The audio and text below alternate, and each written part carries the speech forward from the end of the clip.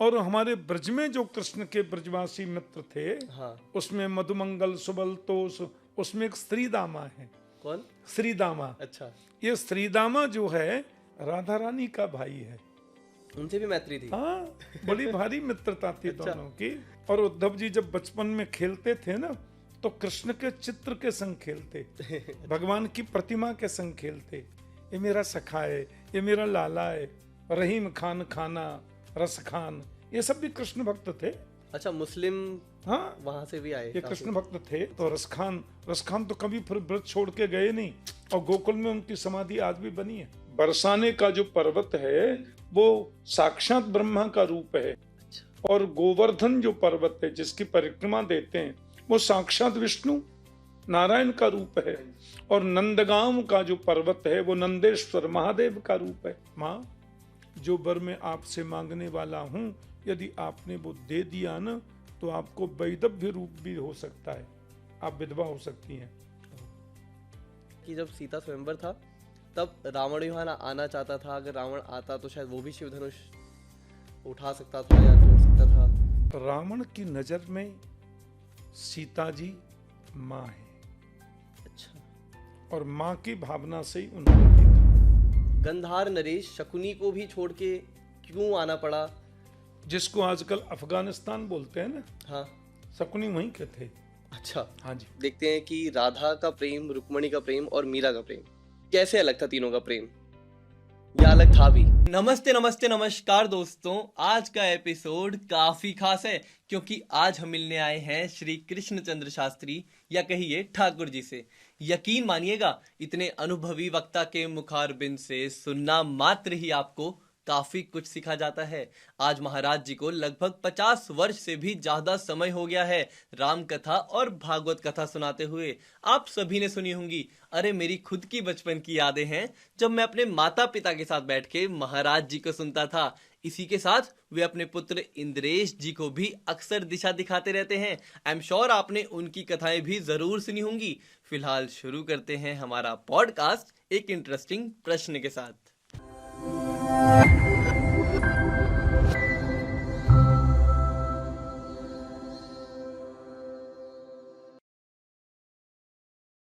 नमस्ते नमस्ते नमस्कार महाराज जी।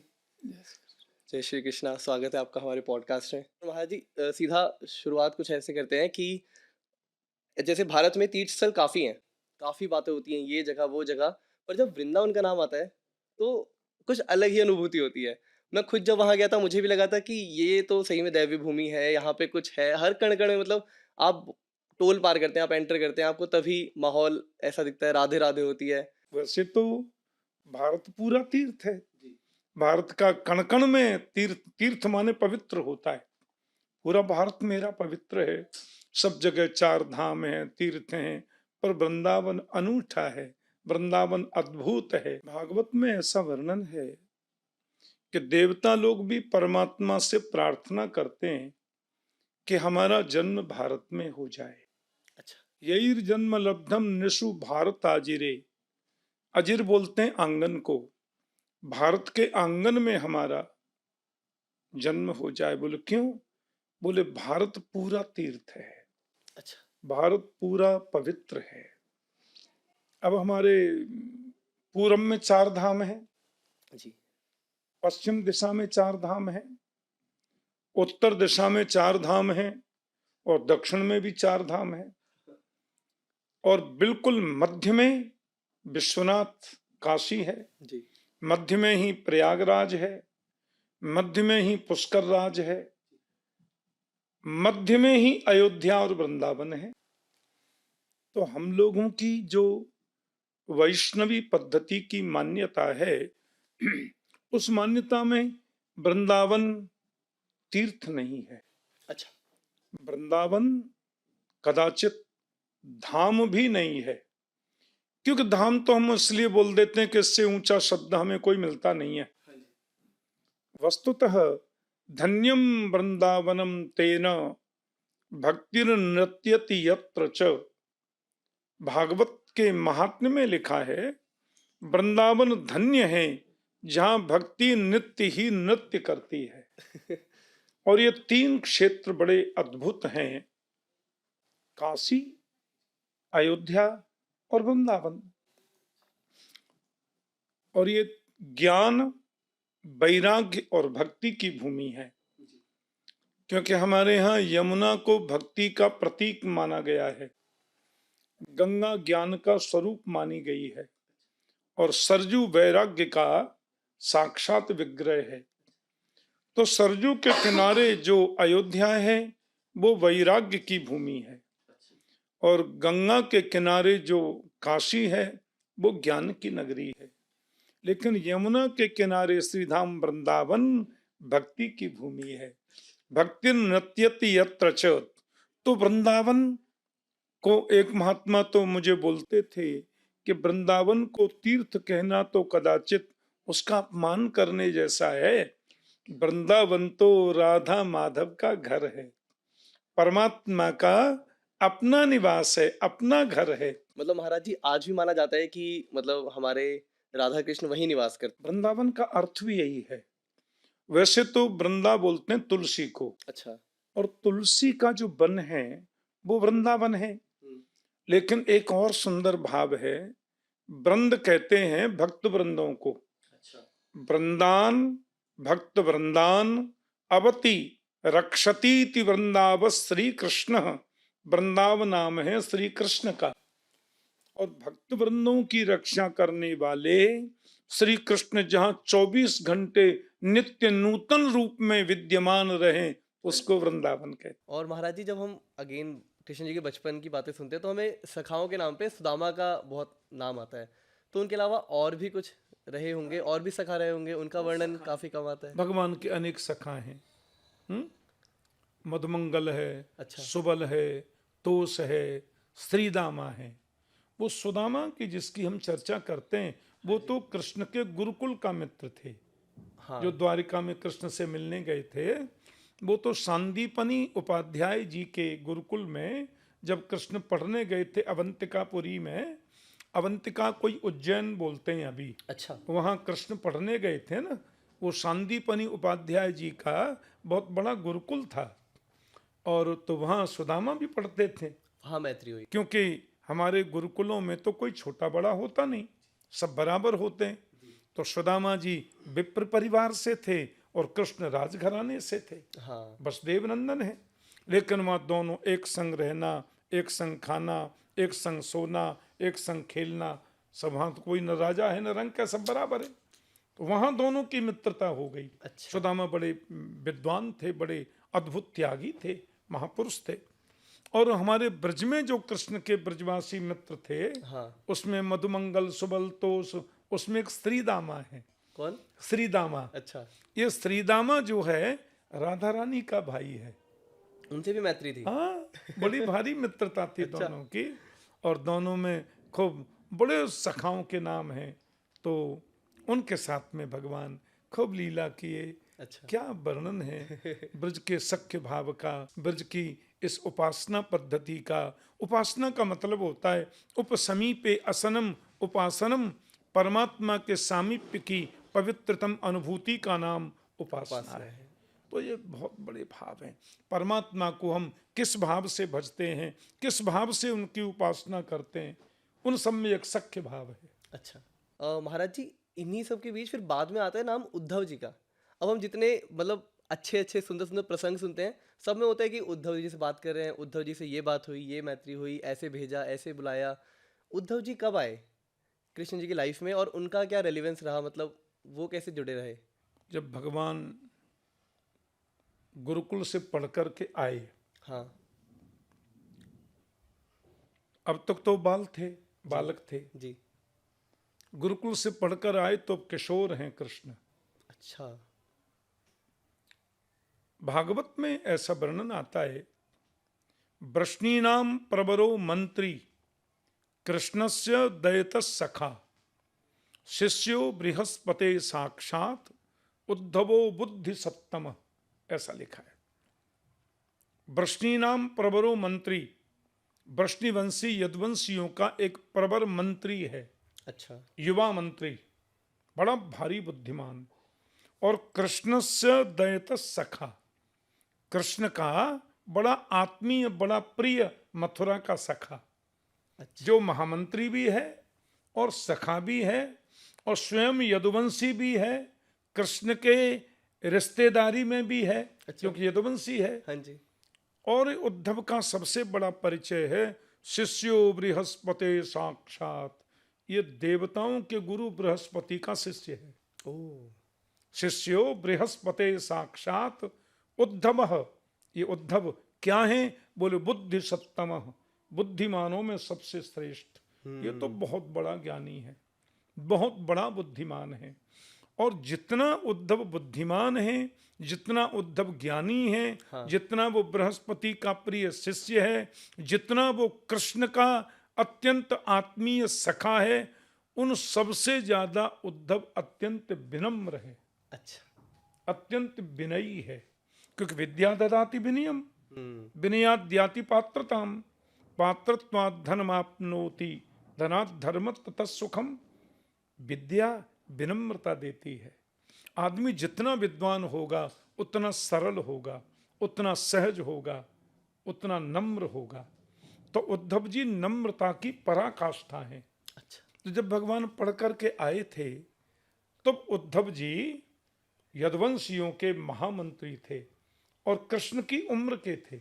अच्छा।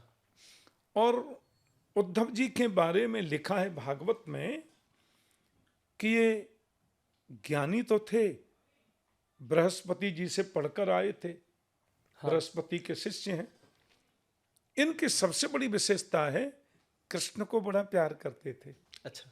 और उद्धव जी जब बचपन में खेलते थे ना तो कृष्ण के चित्र के संग खेलते, भगवान की प्रतिमा के संग खेलते। ये मेरा सखा है, ये मेरा लाला है, और थे भी यदुवंशी। इसलिए भगवान ने उद्धव जी को गोपियों के पास भेजा था कि गोपियों के पास में ये जाएंगे तो ये जो परम ज्ञानी हैं, परम नम्र हैं, इनके ज्ञान में भक्ति का पुट लगेगा तो सोने में सुहागा हो जाएगा। इसलिए उन्होंने भेजा था। मतलब इतने वो ज्ञानी रहे, सब रहे, बट एक पाठ तब भी कृष्ण को पढ़ाना रह रहा था जो उन्होंने ऐसे पढ़ाया। हाँ जी। अच्छा महाराज जी, अब इस कालखंड से अगर थोड़ा पीछे जाएं और रामायण की, त्रेता युग की बात करें, तो जब रामायण आती है तो मतलब उसमें भावुक प्रसंग काफ़ी आते हैं। कई जगह होता है, कई बार ऐसे निकल रहे हैं, कई बार वहाँ मिल रहे हैं, कई बार ऐसे भक्त से मिलते हुए भावुक हो रहे हैं, कई बार किसी विरोह में भावुक हो रहे हैं, कई बार युद्ध में।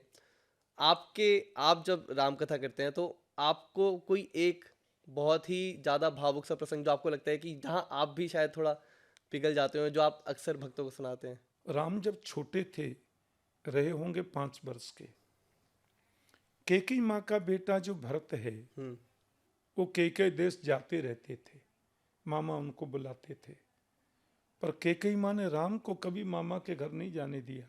अच्छा। इतना प्रेम करती थी राम को।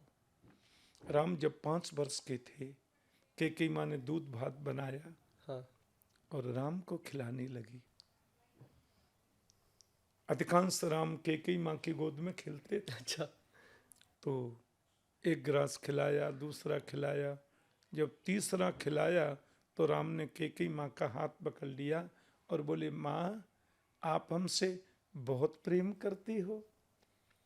कैकेयी माँ बोली, कैसी बात करता है, तू तो मेरा प्राण है, तू तो मेरा जीवन है, मैं तो अपने राघव के बिना रह ही नहीं सकती कभी। राम ने कहा, माँ तो आपका बेटा राघव कुछ मांगे तो आप देंगी? कैकेयी बोली, प्राणों से ज्यादा कोई बड़ी चीज नहीं है, मेरा राघव प्राण मांगेगा दे दूंगी, मांग क्या चाहिए? बिल्कुल। राम जी ने कहा, नहीं माँ दो, ऐसे तो कुछ नहीं, पर हाँ कुछ मांगना था, मांग। राम जी ने जब कहा मांगूंगा सो दोगी, तो 3 वचन भर दो। अच्छा। कैकेयी बोले, दूंगी दूंगी दूंगी, क्या चाहिए? तो राम ने कैकेयी का हाथ पकड़ के अपने सिर पे रखा, बोले, माँ मेरे सिर की सौगंध खा के कहो, जो मांगूंगा आप दोगी और कभी किसी को बताओगी नहीं। अच्छा। कैकेयी बोली, सिर की सौगंध क्यों खिलाता है, मैं किसी को क्यों बताऊंगी, मेरा राघव प्रसन्न रहे, दूंगी। राम ने कहा, माँ जो वरदान मैं आपसे मांगने वाला हूं आपने वो दे भी दिया ना, तो कोई अपनी बेटी का नाम केके नहीं रखेगा। पहले ही बता चुका। हो सकता है आपके नाम पर एक कालिख लग जाए। जी। केके बोली मैं इसकी परवाह नहीं करती, कोई सम्मान करे अपमान मुझे क्या मतलब, मेरा हाँ। लाडला राघव प्रसन्न है, हाँ। मैं दूंगी। अच्छा। राम की आंखों में आंसू आ गए और बोले देखो माँ का कितना वात्सल्य है मेरे प्रति कि पूछ भी नहीं रही है वरदान क्या है। कह रही तू मांग, दूंगी। तो राम ने तीसरी बात कही, माँ जो वर मैं आपसे मांगने वाला हूं यदि आपने वो दे दिया ना तो आपको वैधव्य रूप भी हो सकता है, आप विधवा हो सकती हैं। कोई भी भारतीय नारी को इससे बड़ी तकलीफ और कुछ नहीं हो सकती। बिल्कुल। मैं विधवा हो जाऊंगी। के बोली ऐसा क्या वर है। बोले आप सोच लो, आपने मेरे सिर की सौगंध खाई है। हाँ। 2 मिनट के माँ चुप रही, बोली मुझे ये भी मंजूर है। तब भगवान राम ने कहा विवाह करके जब मैं आ जाऊं, एक अवसर ऐसा आवे, पिताजी के पास आपके 2 वरदान पहले से सुरक्षित रखे हैं। हाँ जी। वो अवसर आएगा मांगने का तो आप मुझे 14 वर्ष का वनवास मांग लेना, क्योंकि ये कार्य आपके अलावा कोई नहीं कर सकता। के बोली अपना वरदान वापस ले ले, दुनिया मुझे तकलीफ दे, मुझे वैधव्य रूप देखना पड़े, इसकी परवाह नहीं, पर मेरा राघव मुझसे 14 बरस दूर हो जाए मुझे पसंद नहीं। क्योंकि राम चाहते थे कि वन में जाके मुझे सबरी से मिलना है, मुझे केवट से मिलना है, वनवासी बंधुओं से मिलना है, क्योंकि राम जैसा समन्वयात्मक रूप किसी और चरित्र में इतना देखने को नहीं मिलता। कोल भील निषाद उन सबसे मुझे मिलना है, पृथ्वी भार हल्का करना है। तो कहते हैं केकई माँ बहुत रोई, राम भी बहुत रोए, पर वचन दिया था तो क्या। तो मैं निवेदन कर रहा था, फिर वो वरदान मांगा, सब लोगों को पता ही है कथा। तो राम के चरित्र का एक एक पात्र अद्भुत है, अनूठा है, कोई क्या वर्णन करेगा। इसलिए रामो विग्रहवान धर्म, शास्त्र कहते हैं राम धर्म है, धर्म राम है, राम भगवान है, भगवान राम है, और दोनों धर्म हैं और धर्म दोनों हैं, इसलिए राम भारत की आत्मा का नाम है। तो ऐसे कई भावुक प्रसंग रहे, ये शायद यही रहा कि एक तो कई माने जो भेजना ही पड़ा वचन के कारण, है ना महाराज जी। इसके अलावा पता नहीं ये अब बनाया गया है या कैसा प्रसंग है, बट ऐसा भी कहा जाता है कि जब सीता स्वयंवर था तब रावण यहाँ आना चाहता था, अगर रावण आता तो शायद वो भी शिव धनुष उठा सकता था या तोड़ सकता था, या क्यों, मतलब क्या ये कुछ है, इस वैलिडेशन है इसका, या रावण भी आए थे? रावण आए थे। हाँ, और देखो रावण स्वयंवर के लिए नहीं आया था। अच्छा। रावण तो बधाई देने की भावना से आया था। अच्छा, जनक जी को, क्योंकि वहां वर्णन आता है कि धनुष को तोड़ने रावण जैसे लोग भी आए। यही सुनने में शायद ऐसा वहां वर्णन है जी। रावण की नजर में सीता जी माँ है। अच्छा। और माँ की भावना से ही उन्होंने देखा।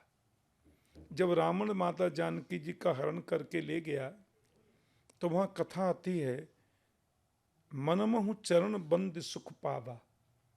रावण ने पहले जानकी जी के चरणों की वंदना की मन ही मन, और कहा माँ कोई तरीका नहीं है मेरी मुक्ति का, हाँ। इसलिए मैं आपका हरण करके ले जाऊंगा। और रावण ने जानकी जी को जब भी देखा माँ के रूप में देखा, माँ की दृष्टि से देखा, ऐसा महापुरुषों का मानना है। तो रावण की दृष्टि देखने में कुछ और लगती है, आंतरिक कुछ और है। मतलब जब हम सुनते हैं कि सबसे बड़े ज्ञानी विद्वानी ब्राह्मण, तो सही में कहीं ऐसा सत्य है। ऐसा कहते हैं कि रावण ने वेदों पे भाष्य लिखा, हमने देखा नहीं भाष्य, पर महापुरुषों से हम लोग सुनते आए हैं जी। लेकिन परम शिव भक्त, परम विद्वान, परम पराक्रमी, त्रिलोक जयी, ये सब कुछ तो उसमें था। अब महाराज जी जैसे ये हमने रामायण पे बात करी, अब अगर हम आज की ही बातें करें तो आज भी और पहले भी कई बार ऐसा देखा गया है कि भगवान से बड़ा भगवान का नाम मान लेते हैं लोग हाँ। अक्सर। हनुमान जी भी राम जी से जो लड़े तो उनका सारथी राम जी का नाम ही था, ऐसा भी प्रसंग है। ऐसे आज भी आते हैं। तो क्या ऐसा सच में है कि हम भगवान से बड़ा भगवान के राम को माने, नहीं, भगवान के नाम नाम सॉरी। है ही बड़ा। देखिए, रामचरितमानस में लिखा है, राम एक तापस तिय तारी, नाम कोटि खल कुमति सुधारी। राम ने एक तपस्विनी नारी का उद्धार किया और राम करोड़ों लोगों की कुमति को सुधार रहा है, उनका नाम तो नाम बड़ा है। जी। भंजेहु राम आप भव चापू, भव भय भंजन नाम प्रतापू। राम जी ने शिव धनुष को तोड़ा, लेकिन लोगों की कुमति को उनका नाम रोज तोड़ रहा है, लोगों की कुमति को रोज सुधार रहा है। कोटि खल कुमति सुधारी। हाँ, ऐसे भी नाम बड़ा है। हाँ, और अंत में तो यहां तक कह दिया, ध्रुव सगलान जपेऊ हरि नामु, पावा अचल अनुपम ठामु। ध्रुव जी ने ग्लानि से प्रभु के नाम को जपा और अचल प्राप्त कर लिया। महर्षि वाल्मीकि रामायण के इतने बड़े वक्ता और इतने बड़े रचयिता। वाल्मीकि मुनि वैज्ञानिक थे। अच्छा, हाँ, साइंटिस्ट थे। वंदे विशुद्ध विज्ञानवु कवीश्वर कपीश्वरवु। विशुद्ध वैज्ञानिक थे हनुमान जी और वाल्मीकि मुनि। तो वाल्मीकि मुनि ने जो उपकार किया है हिंदू समाज का, सनातन समाज का, ऐसा उपकार संसार में किसी ने नहीं किया। तो रामायण के अद्भुत वक्ता जो वाल्मीकि मुनि थे, उन्होंने नाम की साधना की, केवल नाम की साधना। वाल्मीकि भय ब्रह्म समाना, ब्रह्म समान ज्ञानी हो गए वो नाम को जपने की वजह से। महर्षि अपने कलयुग में ही कबीरदास जी, हाँ, कबीरदास जी के बारे में जो महापुरुषों से हम सुनते हैं, उन्होंने कोई बहुत शास्त्र अध्ययन कहाँ किया जी। कबीरदास जी कोई बहुत कॉलेज में कहीं पीएचडी करने गए, ऐसा तो नहीं लिखा। नहीं सुना। केवल नाम जप की ये साधना है कि कबीर की कविताओं में आपको वेद के मंत्रों का अर्थ मिलेगा। ये केवल नाम का प्रताप। और अंत में तो यहां तक लिखा है, कहूं कहां लग नाम बड़ाई, राम न सकहि नाम गुण गाई। भगवान राम भी अपने नाम की महिमा का गुण वर्णन नहीं कर सकते। इसलिए जप नाम की भी आजकल बहुत चर्चाएं होती है। काफी बड़े ऋषि मुनि सभी कहते हैं कि जप नाम करिए। जपात सिद्धिर जपात सिद्धिर जपात सिद्धिर न संशय। जप से बढ़कर के कोई सिद्धि नहीं है।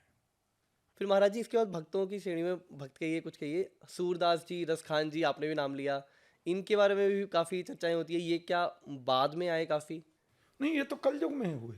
अच्छा, दोनों सूरदास एंड रसखान। ये तो भगवान कृष्ण के अवतार के 5000 वर्ष बाद हुए।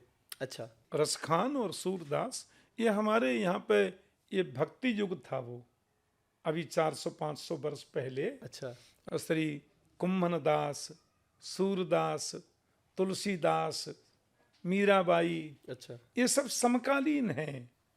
और उन्हीं दिनों रहीम खान खाना, रस खान, ये सब भी कृष्ण भक्त थे। अच्छा, मुस्लिम हाँ, वहां से भी आए ये काफी। कृष्ण भक्त थे। तो सूरदास जी जो हैं, ये जगतगुरु वल्लभाचार्य जी के शिष्य थे। अच्छा, सूरदास जी। और सूरदास जी के एक भाई वो तुलसीदास जी के मित्र थे। अच्छा, अयोध्या में जो तुलसीदास जी महाराज थे, हाँ, ये रामकृष्ण के भक्त हैं। सूर सूर तुलसी शशि, उडगन केशव दास, अब के कवि खद्योत सम, जहां तहां करत प्रकाश। सूरदास जी तो कवियों में सूर्य हैं। अच्छा, और तुलसीदास जी कवियों में शशि माने चंद्रमा है। अच्छा, दोनों कैसे? और उडगन केशवदास, केशवदास जी भी एक हुए। हाँ, तो भागवत जी के, भागवत महापुराण के 10वें स्कंद के एक एक श्लोक के ऊपर सूरदास जी ने ब्रजभाषा में कविताएं लिखी हैं। अच्छा, हर और श्लोक। जगतगुरु वल्लभाचार्य जी के शिष्यों में वो अष्टछाप के सखी माने गए कवि, अष्टछाप। अच्छा। उसमें एक सूरदास जी है, बड़े कृष्ण भक्त, अद्भुत कृष्ण भक्त। उनकी चक्षु नहीं है, हाँ। पर प्रत्यक्ष जब वो गाते तो गोविंद आकर के बैठते, कृष्ण ऐसे बैठकर सूरदास की कविताएं सुनते, और बाबा सूरदास उनको पुत्र जैसा स्नेह भी करते, बाबा से बात करते। हाँ। सूरदास जी की आंखें तो हमसे ज्यादा अच्छी थीं, हाँ। प्रज्ञा चक्षु, ज्ञान के चक्षु, भक्ति के चक्षु उनके खुले हैं, ये भौतिक आंखें नहीं तो क्या हुआ। फिर महाराज जी ये कैसे रहा कि मुस्लिम प्रणाली के लोग जैसे रस खान बोले आपने और भी नाम लिए, ये कैसे भक्ति में मतलब कृष्ण भक्ति में आ गए? मूलतः इस्लाम तो यहीं से प्रकट हुआ है। अच्छा, भारतवर्ष से। अब आपको नहीं, सनातन से तो पैदा हुआ है। अच्छा अच्छा। आपको जानकर आश्चर्य होगा, आज से तकरीबन 3500 वर्ष पहले, 3500 वर्ष पहले केवल एक ही धर्म था, सनातन। बिल्कुल। और पूरी दुनिया में 3 अरब लोग थे। मैं ज्यादा पुरानी नहीं, 3500 वर्ष पुरानी बात बता रहा हूं। अच्छा। पूरी दुनिया में 3.5 अरब लोग थे, और उसमें एक भी गैर हिंदू नहीं था। सब सनातनी। इतिहास की बात है, सब हिंदू थे, सब हिंदू थे, सनातनी थे। तकरीबन 2100 वर्ष पहले क्रिश्चियन, ईसाई धर्म प्रकट हो गया जी। 1400 वर्ष पहले इस्लाम आ गया। और ये जो बुद्ध धर्म अलग नहीं है, वो तो सनातन है। हाँ। हमारे सनातन धर्म का नियम है कि सनातन धर्म में शरीर का दाह संस्कार होता है। हाँ। दफनाते नहीं है। जी।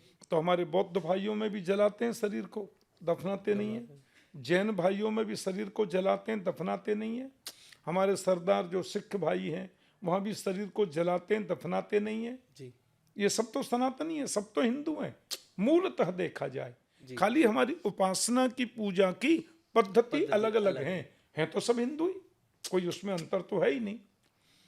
तो 2100 वर्ष पहले क्रिश्चियन आ गए, 1400 वर्ष पहले इस्लाम आ गया। जी। और फिर बाद में और भी कई कलयुग के पाखंड से लुप्त हुए सदग्रंथ, दम्भिन निजमति कल्प कर प्रकट किन्न बहुपंथ। लेकिन सनातन धर्म जो है वो कितना प्राचीन है, आपको पता है। वेद, भगवान के मुख से वेद जो प्रकट हुए, यत एतत निश्वसितम, वेदों को किसी मनुष्य ने नहीं लिखा, परमात्मा के मुख से प्रकट हुए। और जिस दिन वेद प्रकट हुए, हाँ। उसी दिन से दुनिया प्रकट हो गई। अच्छा। भगवान के द्वारा। और उसको प्रारंभ हुए हो गया 1 अरब 98 करोड़ 88 लाख 55,573। इतने 573वां साल चल रहा है। अच्छा। तो तकरीबन 2 अरब यानी 200 करोड़ वर्ष होने वाले हैं, हो जाएंगे 1 लाख 1 आध लाख वर्ष में। इतना प्राचीन सनातन धर्म है। और उस दृष्टि से देखा जाए तो इसमें से ही एक एक सूत्र को लेकर अनेक धर्म प्रकट हो गए, फिर खत्म भी हो गए, फिर प्रकट हो गए, फिर खत्म हो गए, होते रहेंगे प्रकट। पर सत्यमेव जयते नान्यतम, सनातन तो अनंत है। मतलब ऐसे रसखान और इन इत्यादियों को किसी और प्रणाली में रखना ही गलत है, क्योंकि सब उत्पत्ति ही सनातन की है। और रसखान के कवित्वों को आहा शेष महेश गणेश दिनेश सुरेश जाहि निरंतर ध्यामे, ताहि अखंड अनंत अनादि अछेद्य अभेद्य सुवेदु बतामे। नारद से सुख व्यास रटे पचिहारे तऊ पुने पार न पामे, ताहि अहीर की छो हरिया छचिहा बरी छाछ पे नाच नचामे। ये रसखान का पद है। ये रसखान जी ने लिखा है, भाव ही दिख रहा है। सही बात है। देखिए बिल्कुल महाराज। तो रसखान तो कभी फिर व्रत छोड़ के गए नहीं, और गोकुल में उनकी समाधि आज भी बनी है। जी। उनका शरीर का दाह संस्कार करके उनकी राख को रज में मिलाकर वहीं समाधि है। तो जब भगवान पढ़ करके आए थे तब उद्धव जी यदुवंशियों के महामंत्री थे और कृष्ण की उम्र के थे। अच्छा। और उद्धव जी के बारे में लिखा है भागवत में कि ये ज्ञानी तो थे, बृहस्पति जी से पढ़कर आए थे। हाँ। बृहस्पति के शिष्य हैं।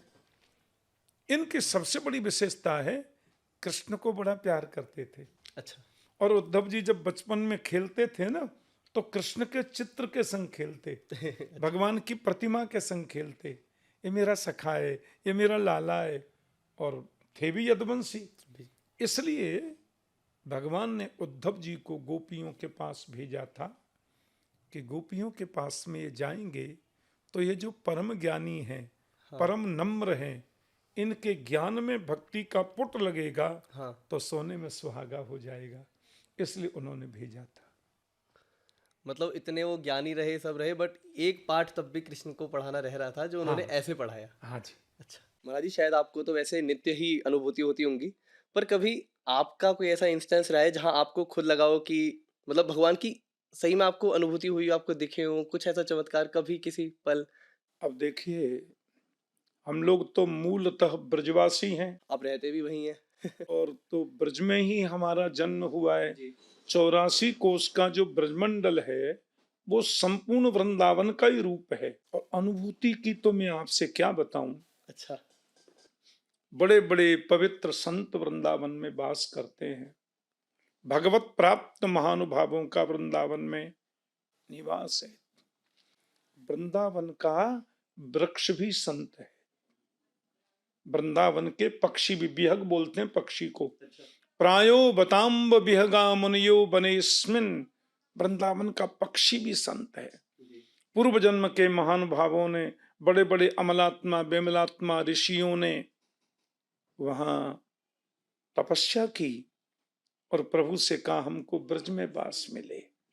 तो कोई वृक्ष बन के वृंदावन में रह रहे हैं, कोई पक्षी बन के वृंदावन में रह रहे हैं, और ब्रह्मा विष्णु महेश तीनों देव हमारे ब्रज में पर्वत के रूप में रह रहे हैं। कौन कौन से पर्वत? ये बरसाने का जो पर्वत है वो साक्षात ब्रह्मा का रूप है। अच्छा। और गोवर्धन जो पर्वत है जिसकी परिक्रमा देते हैं वो साक्षात विष्णु नारायण का रूप है। और नंदगांव का जो पर्वत है वो नंदेश्वर महादेव का रूप है। अद्भुत। तीनों देवता वहां इस रूप में रहते हैं। महापुरुषों के पास हम लोग बैठते हैं। देखो, वृंदावन में एक जगह है टटिया स्थान। अच्छा।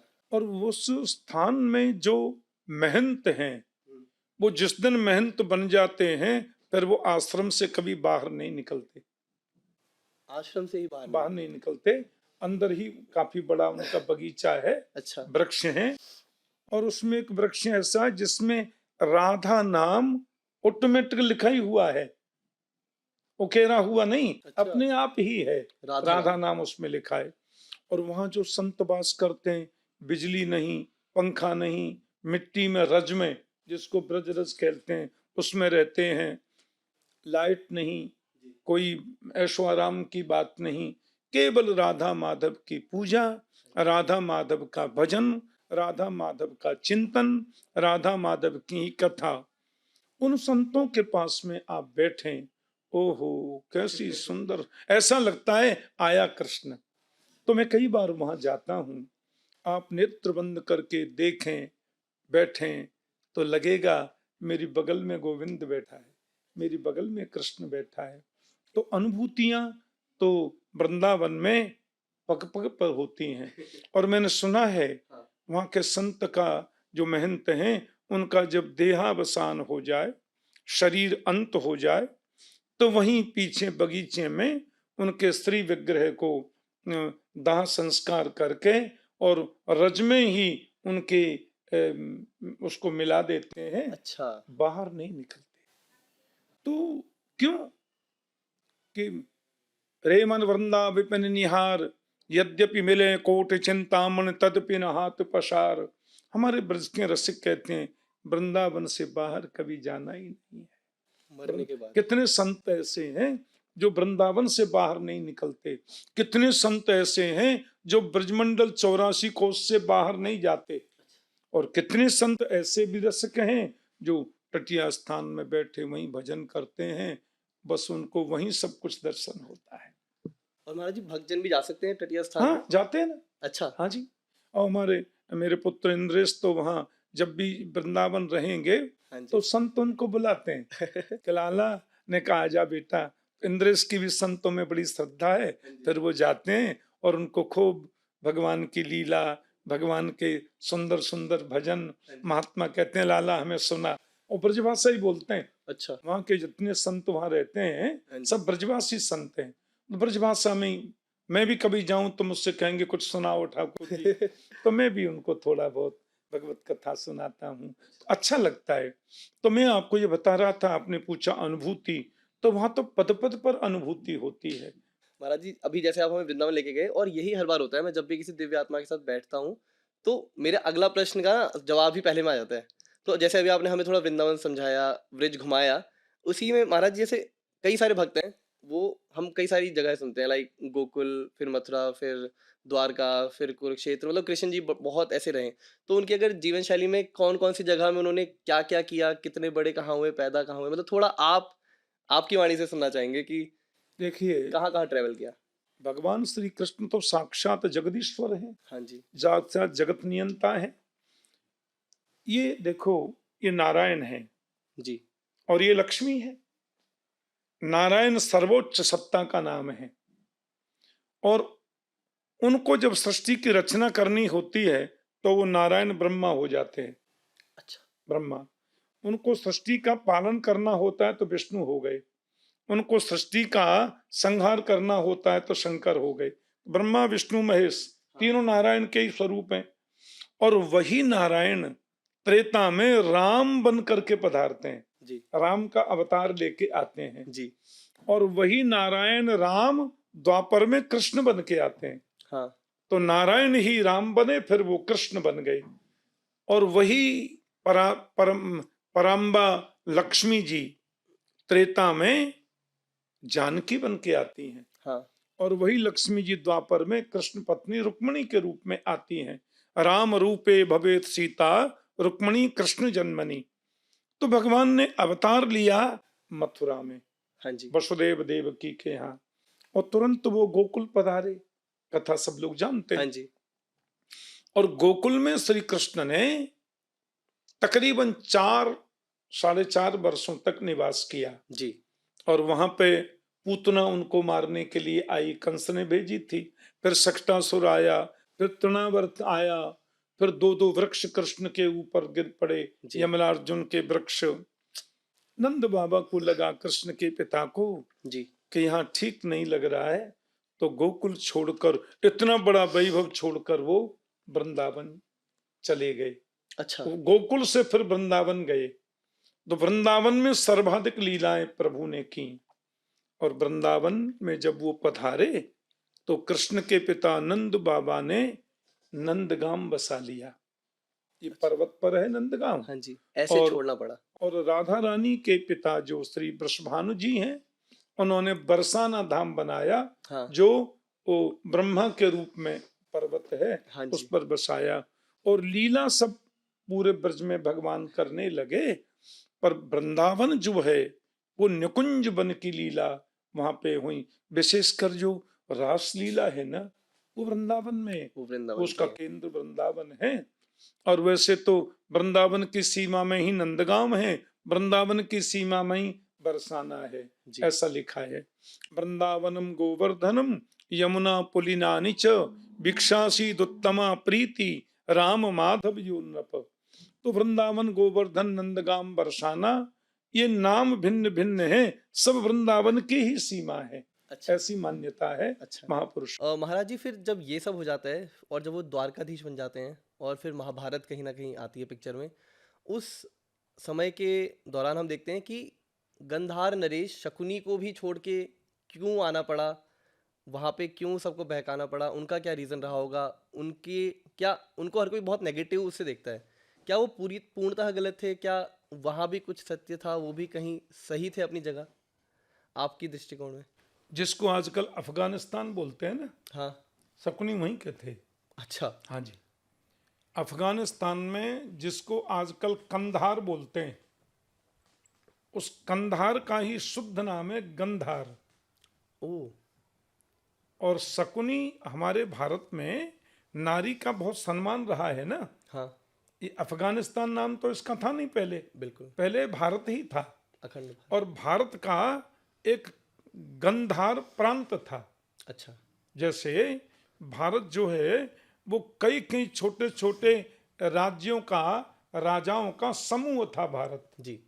राज समूह थे ना। हाँ जी। ग्वालियर घराना, ग्वालियर राज महाराज हैं, धौलपुर के राजा अलग हैं, और राजस्थान में कई राजाओं के वर्णन है। जी। यहाँ के राजा, वहाँ के राजा, ये सब राज घराने पर था सब भारतवर्ष है। बिल्कुल। उसमें पाकिस्तान भी था, और ये बांग्लादेश, ये सब हमारे सामने हुए हैं सब। तो पाकिस्तान तो हमसे पहले हो गया, लेकिन बांग्लादेश तो हमारे सामने बना है। बिल्कुल।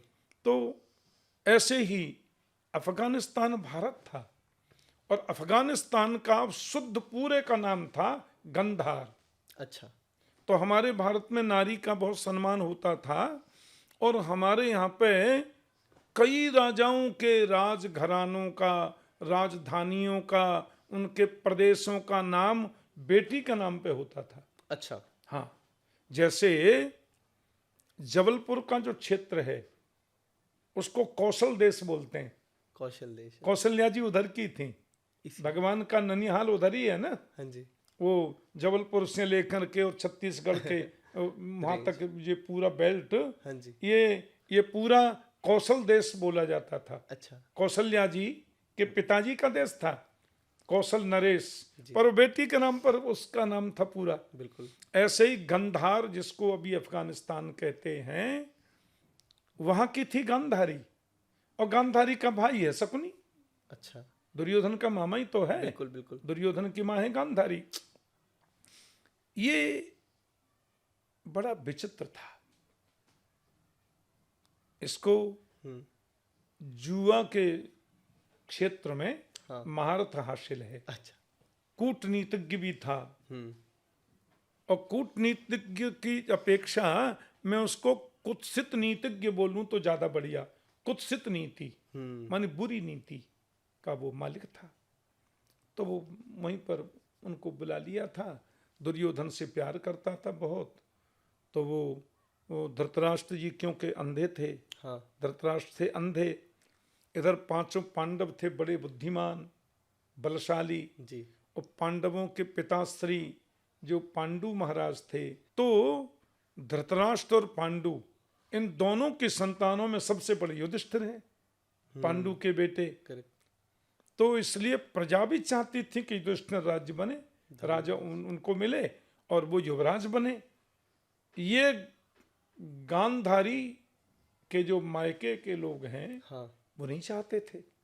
इसलिए धृतराष्ट्र ने बुला लिया था अपने साले जी को, शकुनी को, कि तुम आओ थोड़ा अपने भांजों का ध्यान रखो। और क्योंकि रियासत बहुत बड़ी थी हमारे इसकी, तो पांडवों कौरवों की जो रियासत है हस्तिनापुर, बहुत बड़ी रियासत थी। इसलिए शकुनी यहाँ पे रहते थे कि मेरे भांजों को मैं तेज बनाऊं, ये भाई भी 100 हैं और ये राजपाट है, इनको ही मिले।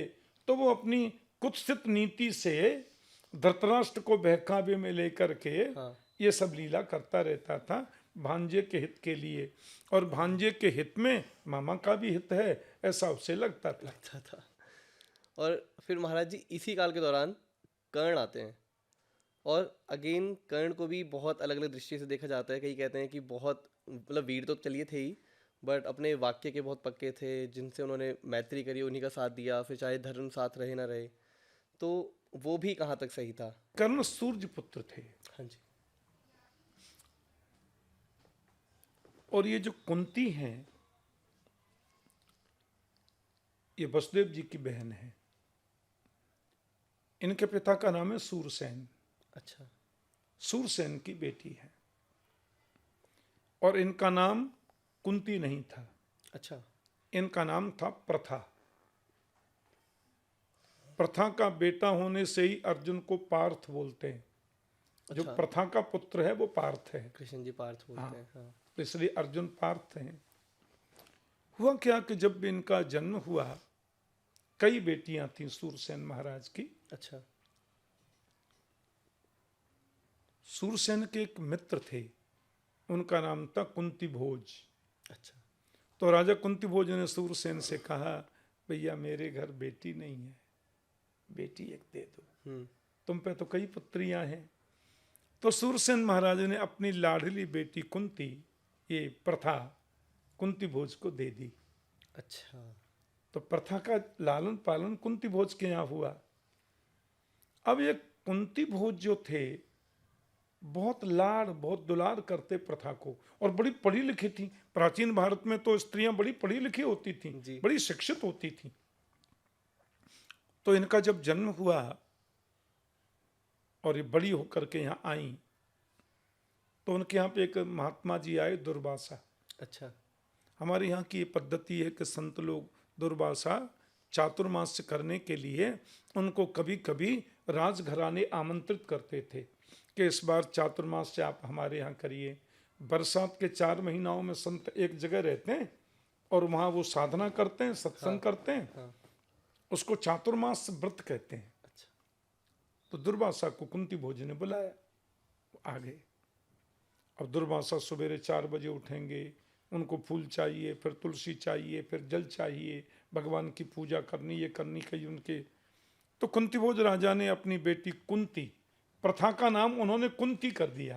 अच्छा। क्यों कुंती भोज थे वो। अब हाँ, मेरी बेटी है तो कुंता नाम या कुंती नाम कर दिया। बेटी महाराज जी का तुम ध्यान रखो। कुंती ने बड़ी सेवा की बाबा की, सवेरे फूल पहुंचाना, उनकी सेवा में तुलसी पहुंचाना, घड़े में सुंदर जल भर करके गंगा जल उनकी पूजा के लिए पहुंचाना, ये उनका काम था। दुर्वासा ने जब पूजा पूरी हो गई 4 महीने, तो फिर हाथ जोड़कर कुंती बैठी थी। दुर्वासा बोले बेटी अब तो हम जाएंगे। हाँ। बाबा आप आना। बोले फिर कभी आएंगे बेटी। जाने लगे तो बोले तूने बड़ी सेवा की है मेरी बच्ची। फूल तुलसी सब कुछ पंचामृत सब भगवान की सेवा के लिए तू समय पर पहुंचाती रही। इधर आ। हाँ। पास में बुला के सिर पे हाथ रखा और एक मंत्र दे दिया, ये मंत्र तुझे दे रहा हूं बेटी। इस मंत्र में इतनी ताकत है, किसी भी देवता को तू बुलाएगी तेरे सामने आ जाएगा। कुंती तो बचपन तो था ही, किशोरावस्था में थी। हाँ। बाबा चले गए। अब कुंती बैठी थी अपने, और राजकुमारी हैं, कुंती भोज राजा की लाडली बेटी हैं। हाँ। तो ये बैठी थी अपने आंगन में झूले पर, और ऐसे झूल रही थी, ऊपर देख रहे। सूरज को देख के बोली बहुत चमकता है। हाँ। मालूम नहीं मेरे को मंत्र आता है, बुलाऊं क्या? हाँ। तो उसने बच्ची ने मंत्र बोल दिया, सूरज आ गए। सूरज बोले जी क्या? बोले आपने मंत्र बोला, बुलाया, हम आ गए। दुर्वासा जी ने दिया ना आपको मंत्र। हाँ। क्या चाहिए? नहीं नहीं नहीं नहीं, नहीं कुछ नहीं चाहिए, जाओ जाओ, हम तो ऐसे ही बोल दिए। हाँ।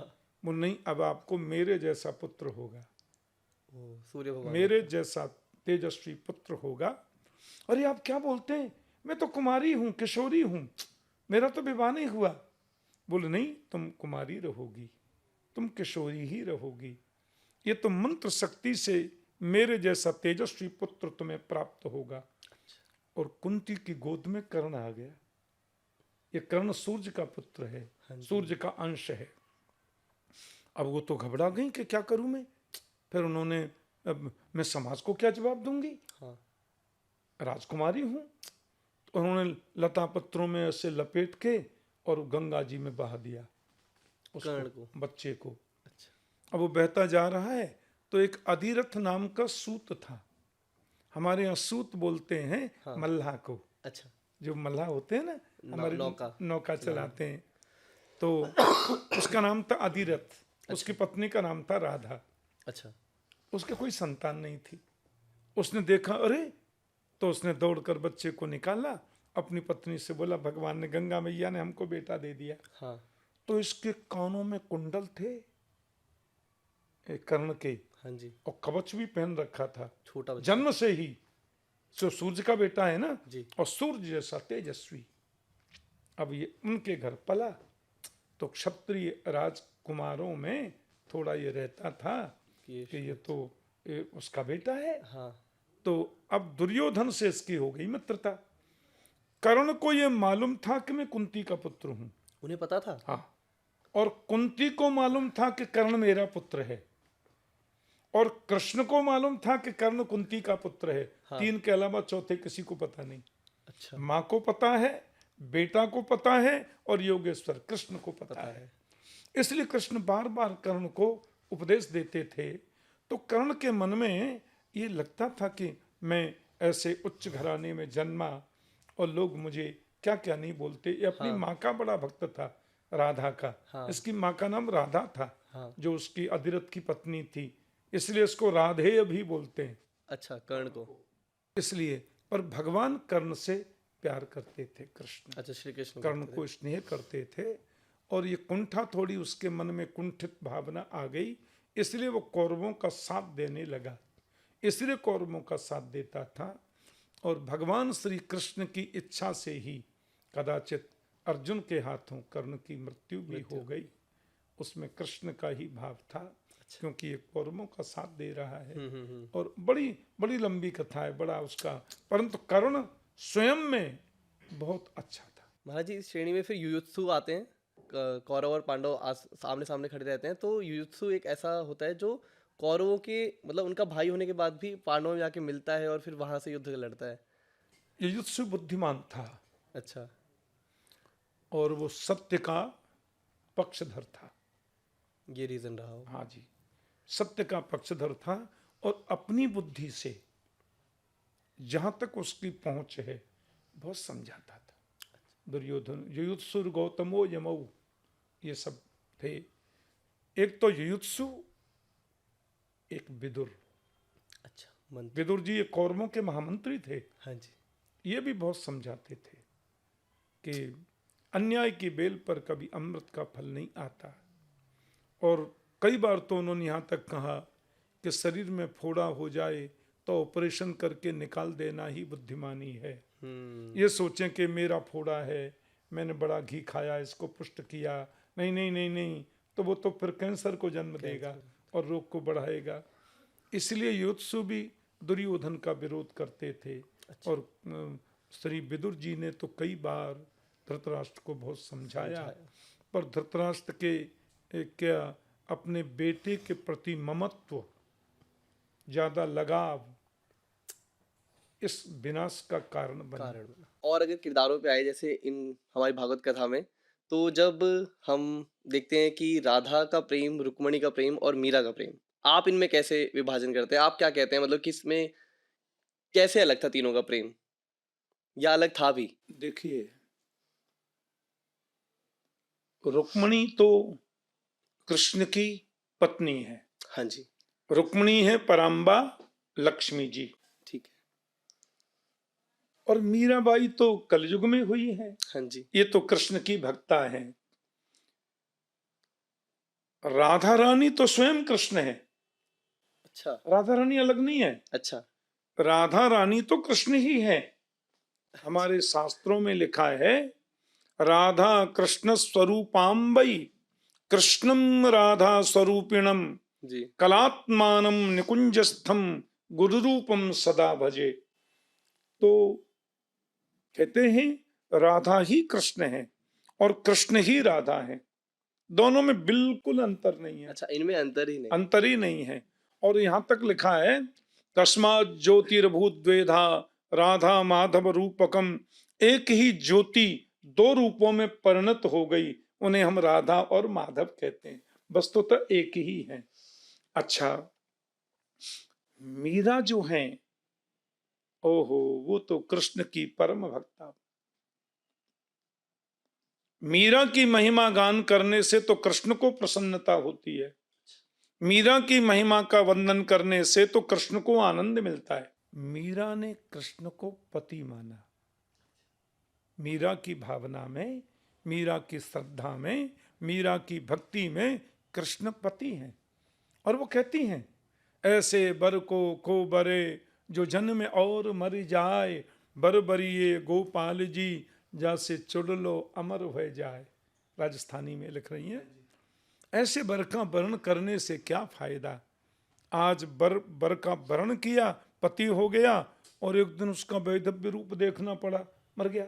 बर ही बरना है तो गोपाल जी का वर्ण करो, मेरे प्रभु का वर्ण करो, जिससे चुड़ला अमर हो जाए, कभी भी तुम्हें वैधव्य रूप देखना न पड़े। हाँ। इसलिए मीरा कहती हैं मेरे तो गिरधर गोपाल दूसरो न कोई, जाके सिर मोर मुकुट मेरो पति सोई।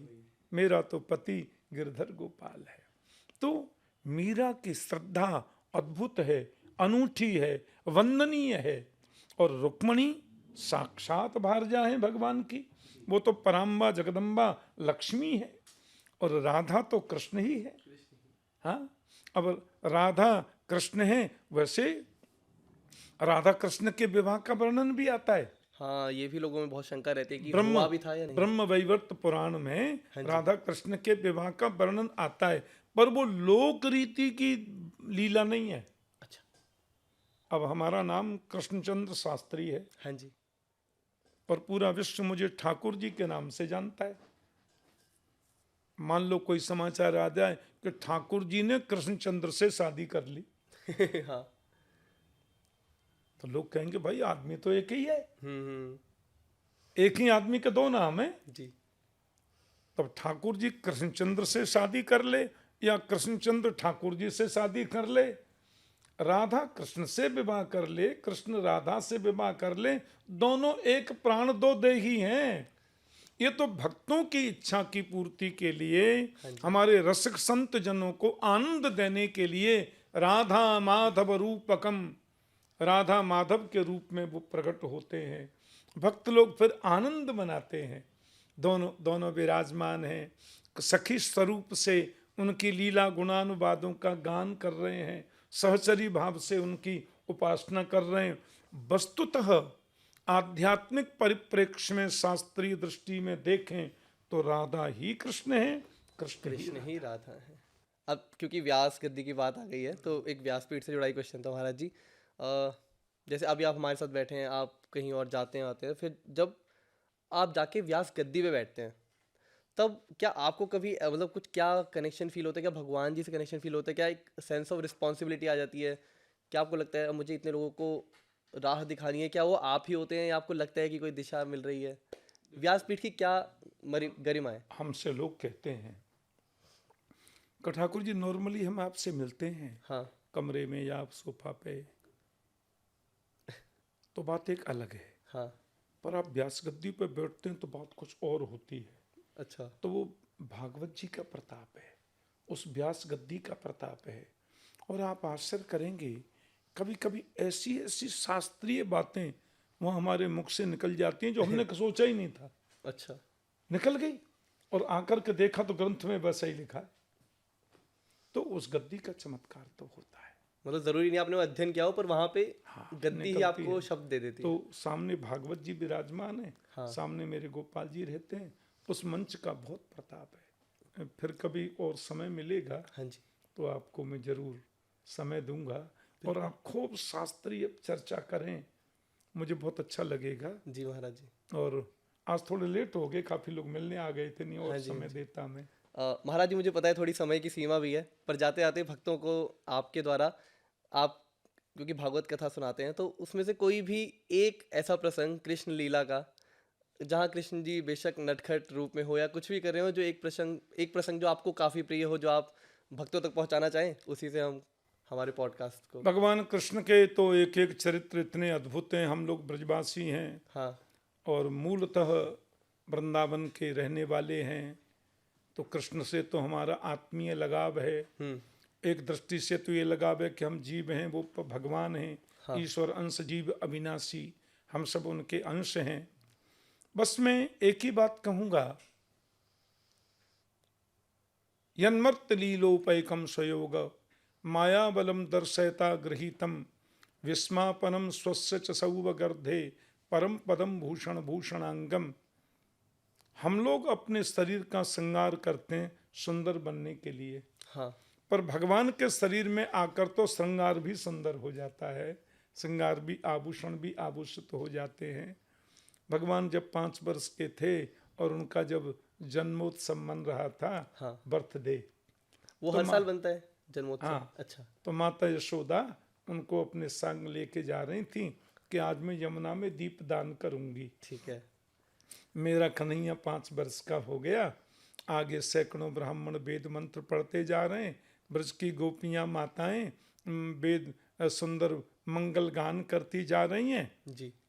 और माँ यशोदा ने सोचा कि आज लाला के नाम से यमुना में दीप दान करूंगी। ठीक है। मैया एक एक दीपक जला के दोना में सजा करके बहाती जाएं। हाँ। और एक एक मन की कामना माँ यमुना से कहती जाएं, मेरा बेटा ऐसा बने, मेरा पुत्र ऐसा बने, मेरा पुत्र ऐसा बने।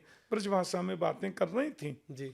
अब मैया दीप जला के दोना में सजा के यमुना में प्रवाहित करती। हाँ। कृष्ण भी घोंटू घोंटू जल में घुस गए और वो दीपक पकड़ पकड़ के किनारे करते जाएं। ऐसे करें कि ना, बच्चों का स्वभाव होता है। हाँ। मैया बोली, चौरे लाला, मैं यमुना में दीप दान कर रही हूँ तेरे उत्थान के ताई। हाँ। तू इनको पकड़ के किनारे काई को लगावे। कन्हैया बोले, बहते बहे को किनारे लगानो तो मेरो जन्म जन्म को धंधो है। अब मैं किनारे नहीं लगाऊं तो सब बह जाएंगे। हाँ। तो मैया भी भगवान की माँ है। बोली, या भवसागर में तो करोड़ों प्राणी रोज बहे लाला, तू कौन कौन को किनारे लगावे गो। कृष्ण बोले, भवसागर में करोड़ों प्राणी रोज बहे, लेकिन मैं किनारे उसी को लगाता हूँ जो बहते बहते मेरे सामने आ जाए। सन्मुख होए जीव मोहि जब ही, जन्म कोटि अगनासहु तब ही। एक बार जीव मेरे सामने आ जाए तो उसको बहने नहीं देता। वाल्मीकि रामायण में महर्षि वाल्मीकि बता रहे हैं कि राम जी कह रहे हैं, शक्रदेव प्रपन्नाय तवास्मीति तु याचते, अभयम सर्वभूतेभ्यो ददाम्ये तत्व्रतम मम।